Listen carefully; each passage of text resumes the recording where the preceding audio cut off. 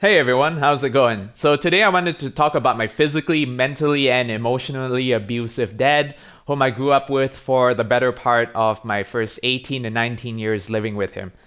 I wanted to go over this person because a lot of people are curious as to how he behaves, and he has this two-faced personality where he's a very violent and angry person when he's around me and my siblings and my mom. But he's this nice quiet person when he's outside interacting with friends, with the parents of my friends, and just people outside in general.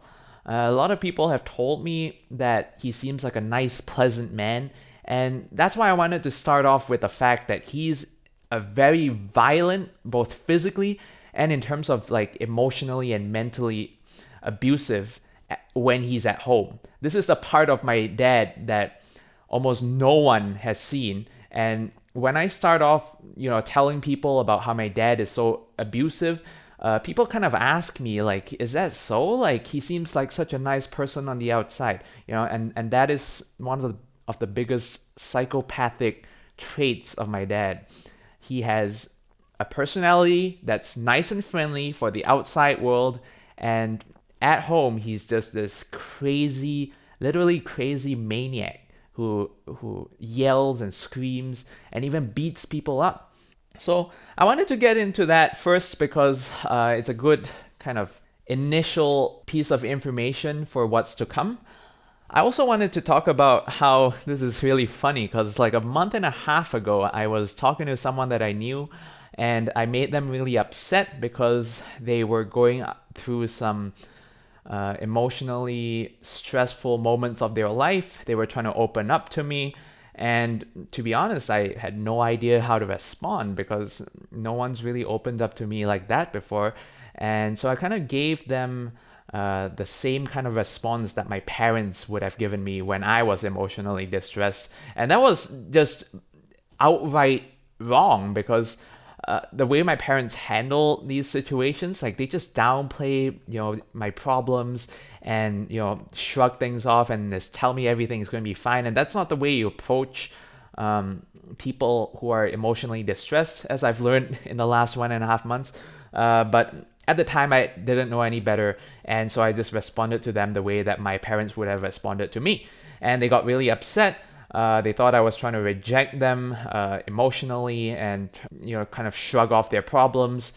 And I didn't intend to do that. It's just the way that I was brought up. And again, I've never really had someone kind of break down to me like that. And I didn't really know how to respond. So one of the things that they said because they were so upset is that they were trying to hurt me back. And they said, like, how would you feel if I told you at least you had a dad, right? Even though he was never really the best person, as opposed to me who didn't really grow up with one. And the thing is, it's really funny when I think about this statement. And, I've got my notes over here on my dad. It's just 2 pages long, but it's a lot. It's just the tip of the iceberg that I'm going to go into today. Like when I'm writing out these notes, right? It's almost as if my dad was never really around at all. Like he was physically present, but he didn't really do anything in terms of being a proper father figure to me. So when this person says like, at least you had a dad, even though you didn't have the best relationship, it's just so crazy because in my mind, like I never really had a dad. I had a person, a really angry person who likes screaming, yelling, and beating people up and berating them, who just happened to live with us, Like, he never really played the role of a father. And this is how I grew up to be this total idiot, as I'll soon explain, in terms of how I interact with people, because I just don't know how to do that interaction until, I screw up, and then I learn from it, right? Like, I piss these people off, I make them really upset because I don't really know how to go about socially dealing with that. And yeah, that's just the upbringing that I have, and it's going to be very interesting going into this one. So to kind of roll into the first point, my dad was never involved in any of the decisions in my life. He's never really given me useful life advice. And he's never really given input as to what I should do when it came to big life decisions like going to college, what kind of career I should be going into. Like, he had no input whatsoever at all. This person had nothing to say about what I should do in my life, all while complaining that I'm just a useless person who will, quote unquote, never make it in life. This is what my dad used to say a lot. You will never make it in life. And this is super ironic because he has no input at all in terms of how I should live my life, yet he complains about what I'm doing. I suppose that's a way of kind of shrugging off the responsibility, when I kind of so-called screw up. Then he gets to say, I didn't say anything, so you decided that, you screwed up, you're the useless person. I guess that's what he might have been thinking. So I've been through several moves in my life. Like, I've tried to, move to different places, trying to find a good place to settle down. My dad has had no input whatsoever for that. Like, he's just been around like an ATM. Like, he's just the financier of like my college and the first move that I had. But other than that, as a father, never really taught me anything. The thing I want you to know as well is, despite being this macho, tough person at home who screams and yells at every single thing, and kind of beats people up, he's beat me before, he's beat my siblings, he's even beaten my grandma. And the thing is, none of the people that I've told ever believe this, because on the outside again, like, he's the nicest person ever. If anything, he's probably a little chicken shit because he can't stand up for himself in the outside world. He just goes about doing this macho act at home, but when he goes to work, he gets stepped on politically. When I was age 10, 11, I had a bunch of bullies, and I kind of told my dad about it. And the way he handled those bullies was he went up to them and he's like, will you please stop hiding his pencil box? Will you please stop hiding his bag? Right? And when he's at home, he's like, I'm going to cut you off. I'm going to kill you all. That's literally what he said. He's going to kill us all. He said that multiple times to me, my mom, and my siblings, and my grandma, that he's going to kill us all. But on the outside, when dealing with bullies at my school, 10, 11 years old, oh, will you please stop doing that? Will you please be a nice person to my son? So this person is a chicken shit. There was also a time a couple of years ago when I went back to my hometown and my dad picked me up from the airport, and there were a couple of cops who were kind of patrolling that area, and my dad stopped on the wrong side of the road, and the cops saw him, and he was trying to just get my bag into the car and then just drive off. Like, he wasn't like trying to park there or anything. But the police saw him and then went over to him to give him a ticket because he wasn't supposed to stop on that side of the road in the arrivals area. And he just was this pussy in front of the policeman. I remember he literally went up to the cop and he basically hugged that man. He's like, please don't give me a ticket. Please don't give me a fine. And he goes down on his knees, literally at some point, just begging and pleading this cop not to give him a ticket. And I'm like, what's the big deal? Like, I step out of the car at that moment, and I'm like, just let me pay the ticket, like, it's my bad. Like, I kind of came out and it made you kind of panic, I guess, and then just stop by the side of the road and try to get my bag in. Like, I'll pay for the ticket, just stop embarrassing yourself. And he's just on his knees, he's begging the cop. It's just the complete opposite of this guy who's like, I'll let you live out on the street and see how you survive. When I was 15 years old, he screams and yells all the time at home. And the best part of all of this, when he gets violent, both verbally and physically, he's completely sober. Yep, that's right, folks. My dad, he doesn't take any drugs. He drinks alcohol on a really social level, but he doesn't really drink at all when he's at home. And he doesn't even smoke. And during all these violent outbursts, when he gets really angry and starts literally throwing things around or like beating people up in my home, he's completely sober. And that is why I believe that this man is just flat out crazy. Like, he's mentally insane. There's no one that I know who has a brain that's functionally intact, who acts out in such an aggressive, explosive manner when they're completely sober. So I also wanted to go into how I can't really talk to him about anything. So it's not just the fact that he doesn't really give any input or advice to me nor my siblings at all. Like when he does give advice, he gives like this kind of stupid advice. Like he tells us to not be like my mom. Don't be a monster like your mom, you know? And how is that constructive? That's not constructive at all. He just berates my mom and says, don't be like her. I can't really talk to him about anything either because first off, he gets pissed off at almost everything that you say, that he always has a stance that is on the opposite side of whatever anyone in the household has to say. So it's really easy to make him pissed off. And also, he would kind of flip things around and say that we're wrong. So when we talk about stuff like bullying at school and stuff like that, he's like, are you sure you didn't provoke this person? Like, he's always defending the person outside of the home.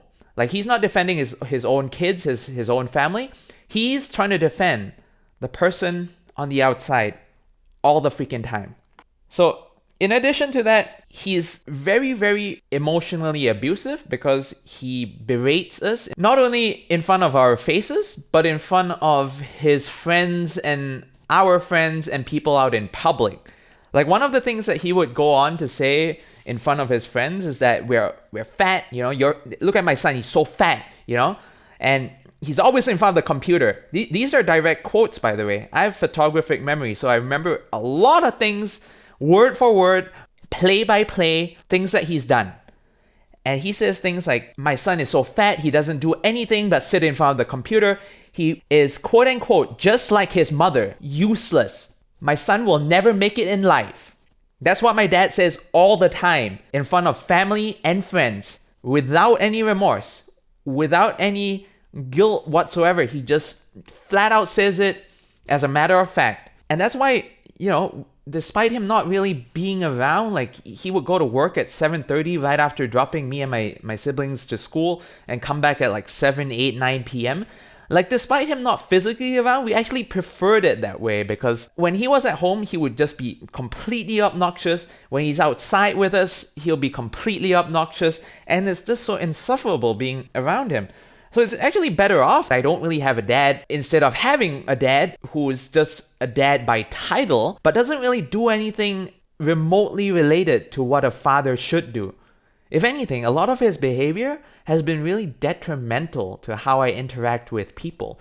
There's so many times when I've screwed up with people on the outside, like my friends or potential dates, because these kinds of behaviors I kind of picked up from my dad. And no one's really taught me how to go about being a socially normal person. So I've had to learn the hard way by screwing up many, many, many, many, many times before I learned that's not the way to do it. That's not the thing to say. That's not how I should act. You know, if I didn't have a dad, I probably wouldn't even have learned on these things. Like, I would probably have had other issues, but, you know, I would have guessed that it wouldn't have been as bad as I have it now because, you know, even right now, there's a lot of bad habits that I still have, even after 10 years not living with my parents, that I still have because it's so hard to unlearn them. And you kind of have to figure out, you know, those moments as well. It's like I try to learn from my mistakes, but part of the challenge is also trying to identify your own mistakes.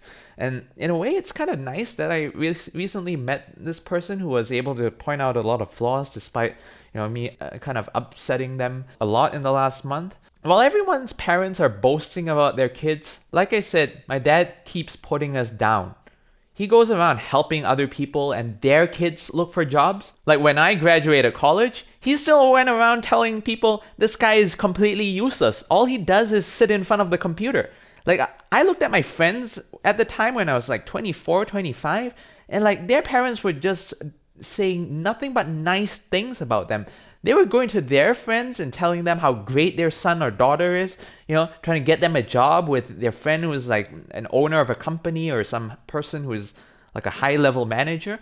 And my dad does the complete opposite. And the most pitiful part of it all is my dad is friends with a lot of people who are also pretty high up in different companies. And he could easily have told one of his friends, like, hey, can you give my son a job? Like, he just graduated college. And he's done none of that for me. None of that for my siblings either. He just goes around bashing us.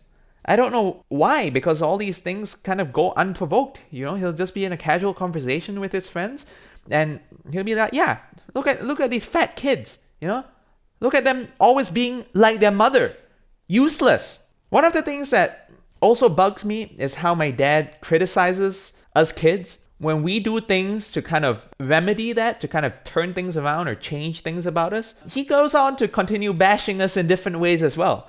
So one of the examples is how he fat shames us, right? So he fat shamed me a lot. Like, I wasn't like super overweight. Like, I was a decent weight for my height when I was in high school, but I was pretty chubby in terms of like body fat percentage. I was like 25% to 35% body fat at the time.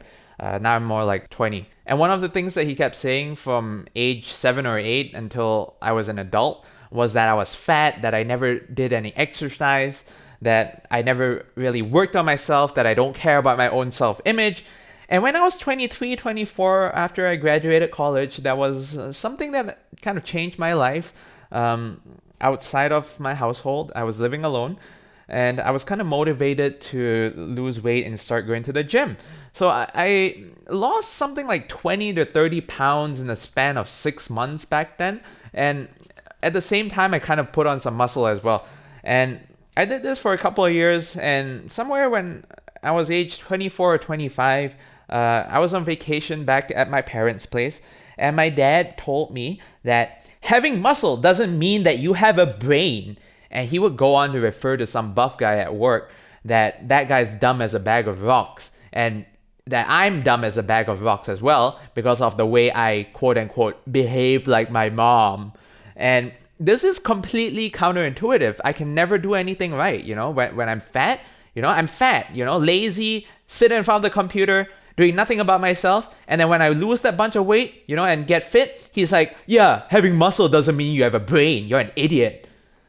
So that is my dad.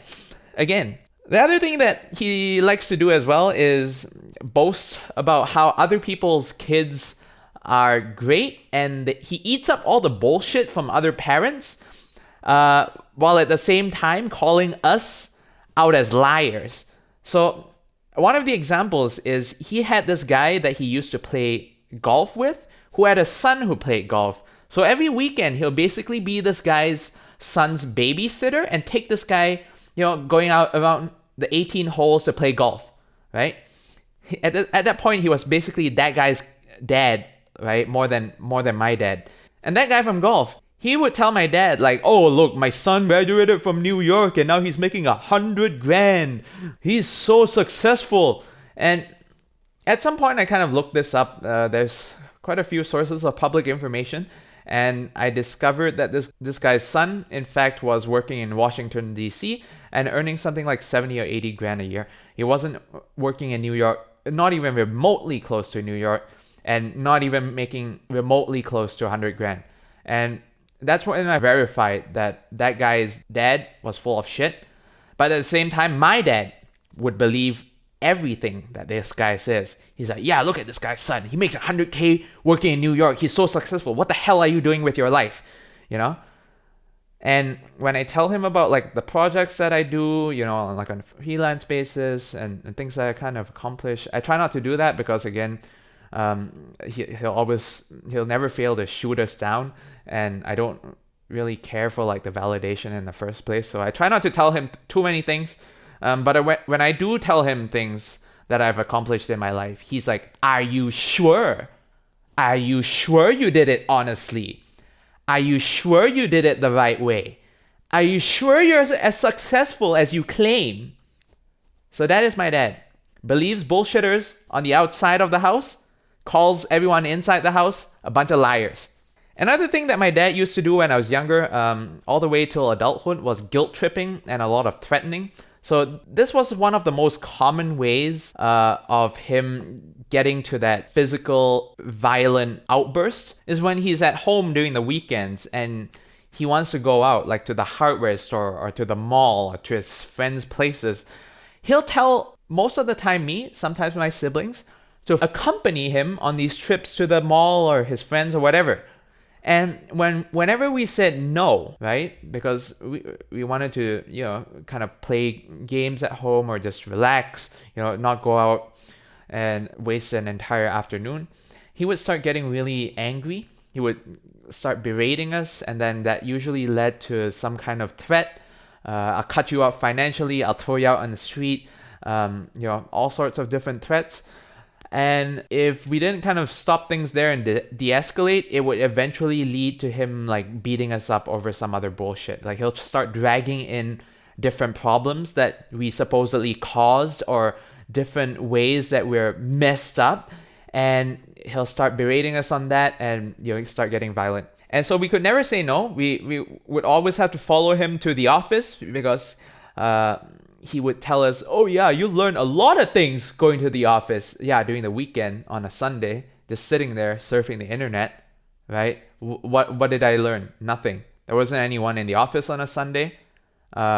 Same thing goes with when he goes to his friends' places during the weekend. He'll want to fix their computers for free, and I would just sit there like an idiot, like looking at the wall. That's 4, 5, 6 hours gone, easy, every weekend. And that's the reason why me and my siblings never wanted to accompany him in the first place. Like, it's a complete and utter waste of time, but we can't say no at the same time because, again, he starts getting upset, starts getting violent. So one of the other disturbing things that my dad has taught me when I was growing up, both directly and indirectly, is having this doormat mentality. So when I was a kid, all the way till adulthood, again, my dad would behave like an utter doormat to people outside of the house. Like I said, he would go to friends' places and he'll fix their computers for free. He'll buy random people from work a bunch of dinners or lunches or give them free stuff.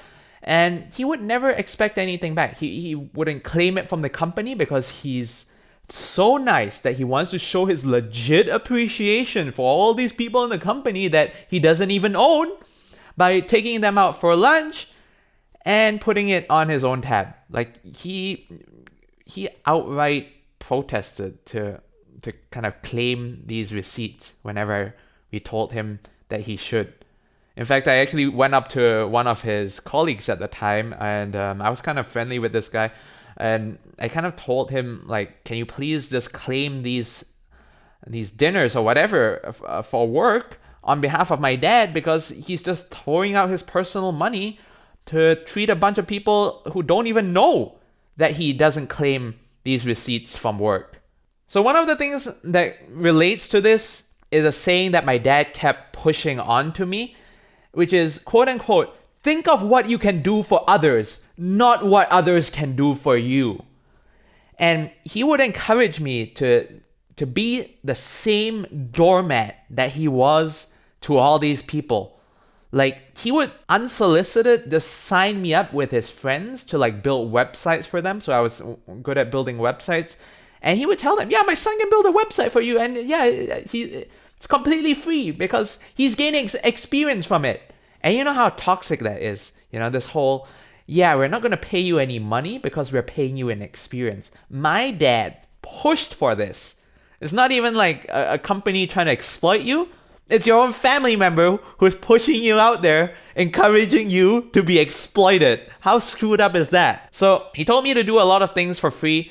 He cultivated this mindset that, as long as you're nice to people, they're going to be nice to you. You don't have to worry about not having friends because all those people that you've been a doormat to, they'll be your friend, And I don't even know where to begin to describe how naive this bullshit is because, yeah, you might gain a friend or two who really appreciates you, but from what I've seen with my dad, a lot of his so-called friends just exploit the living crap out of him.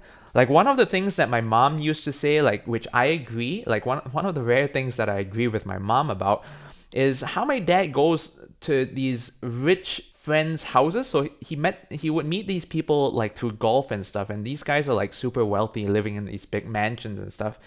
And he would go there and be their tech support for free. These people can afford to hire a full-time person to be their in-house home tech support person, and they're using my dad to fix their computer problems for free. And one of the things that my mom used to say is that these rich men were probably laughing their asses off at how stupidly exploitable my dad was. And so the result of all of this, both taught and learned behavior, I kind of became a doormat myself. It took a couple of years to realize, to unlearn these crappy behaviors. But again, I made a bunch of mistakes in order to learn that this kind of behavior wasn't on.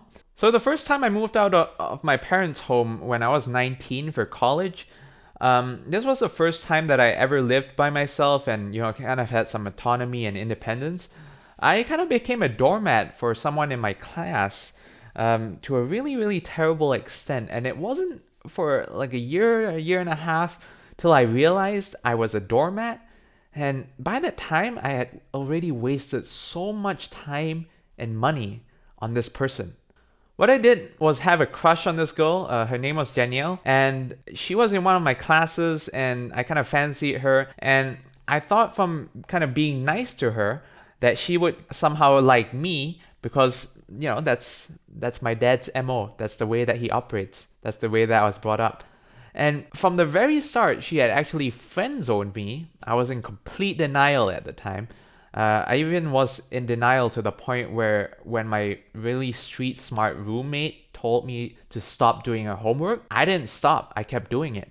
And it reached the point where I actually did this girl's homework and also bought her expensive gifts.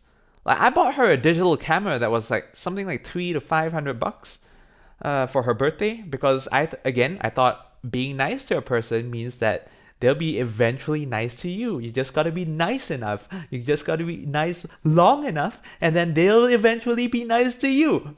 That's a great life lesson that my dad taught me all this while when growing up in his house. And eventually, I did this insane thing where I actually bought her a $1,300 Louis Vuitton handbag because she wanted one. And again, I thought, if I get her this handbag, she'll be nice to me, right? Like, I'm a nice person. I'm getting her a handbag. She'll be nice to me eventually, even though she's not. It took a really long time, like I said, close to 2 years, until I kind of snapped out of it one day. I'm like, wow, what am I doing? Like, she's not really being nice to me. Like, it's been something like 2 years now. What am I doing? So yeah, that's a lot of stuff that we covered, and I think that's enough for now. So to kind of summarize, my dad has been very physically and emotionally abusive. He gives a lot of troll advice, basically non-advice, that's more detrimental than good. He might as well not have had said anything because that would have been better. There's really nothing that's good that comes out of him. He praises other people's kids over his own kids, and he is extremely not proud of having children at all. I'm not sure why he even had me or my siblings. That's it for now. I will probably have more on that. I will also have another episode on how my mom has been a very emotionally abusive as well as manipulative person, and how that's affected me in my life. Stay tuned for that, and see you in the next video. Bye now.